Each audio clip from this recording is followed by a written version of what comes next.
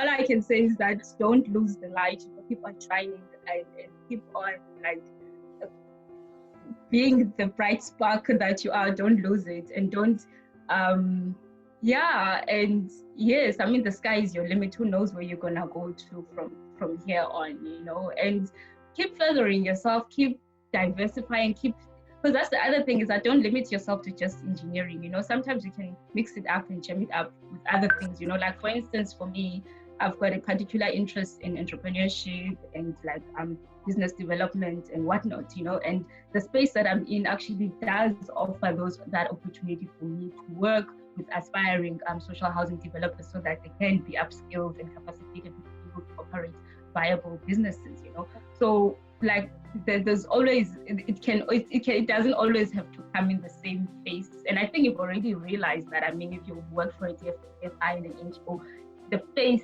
the way that it appears, it can change, and it's okay. And just follow your path and do make your mark in whatever way or form you want to, And I mean, in this day and age, we live in the digital era.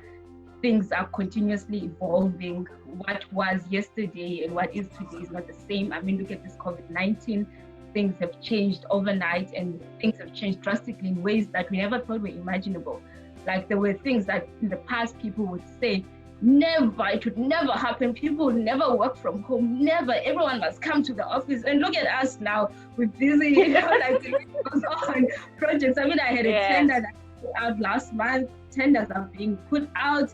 We are waiting. Life is going on, going on with all our usual processes, So, don't be afraid of change. Embrace change. Welcome it, in fact, because the only through change that we grow and develop, and become better versions of who we are. I'm definitely happy to hear, because I think my biggest issue with older people in the profession, they just don't want to hear about change.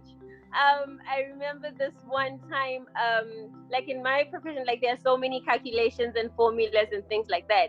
But right now we've got softwares that actually can do exactly.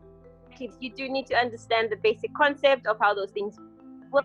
But I remember bringing it to a person and they're like, no, you need to do it by hand because, you can never trust the software. I get where they're coming from, but then right now we need to accept that we have 3D designs.